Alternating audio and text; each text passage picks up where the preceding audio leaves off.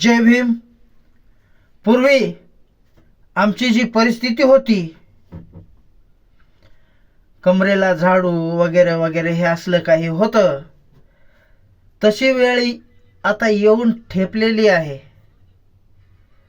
तर आपल्याला जागृत होण्याची गरज आहे आणि याच्या त्याच्या उगाच विनाकारण कोणाच्याही पाठीमागं न लागता आपली वंचित बहुजन आघाडी यांच्यासोबत आपण एकनिष्ठ राहिलं पाहिजे. कारण उपकार त्या बाबा भीमाचे आपण विसरता कामा नये. म्हणून या विषयावर मी एक लिहिलेली कविता, त्या कवितेचं नाव आहे लोकांचं उष्ट खाऊ नको. त्या कवितेचं नाव आहे लोकांचं उष्ट खाऊ नको. तर ऐका मग ही कविता कशी वाटली आणि कमेंटद्वारे नक्कीच कळवा. लोकांचं उष्ट खाऊ नको. तुझ्या कमरेच्या झाडूच्या काड्या, तुझ्या कमरेच्या झाडूच्या काड्या एक एक गळाल्या भीमाच्या पुण्याईने. एक एक गळाल्या भीमाच्या पुण्याईने. गळाल्या तर गळू दे, पुन्हा त्या गोळा करू नको. गळाल्या तर गळू दे, पुन्हा त्या एक एक गोळा करू नको. आणि खाय चटणी भाकर स्वाभिमानाची, लोकांचं उष्ट खाऊ नको. खाय चटणी भाकर स्वाभिमानाची, लोकांचं उष्ट खाऊ नको. तुला त्या झाडूची सवय विसरायला वेळ लागेल गड्या. तुला त्या झाडूची सवय विसरायला वेळ लागेल गड्या.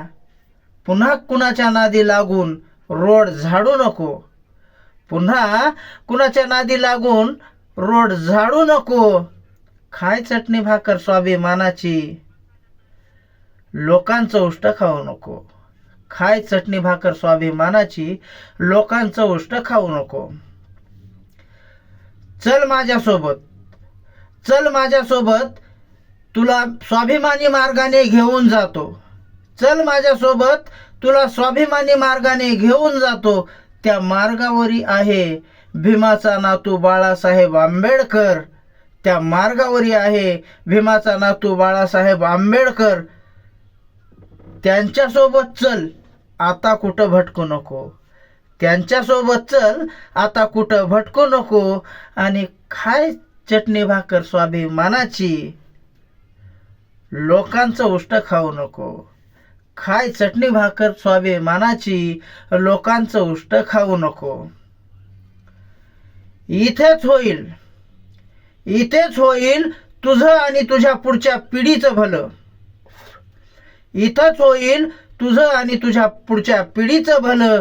सांगतो चंद्रकांत हे सैनिक भीमाचा, सांगतो चंद्रकांत हे सैनिक भीमाचा. आता कोणाच्या आमिषाला बळी पडू नको. अरे आता कोणाच्या आमिषाला बळी पडू नको. खाय चटणी भाकर स्वाभिमानाची, लोकांचं उष्ट खाऊ नको.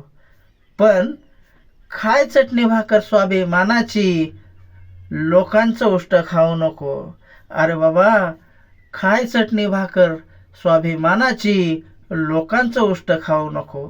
जय भीम, जय संविधान.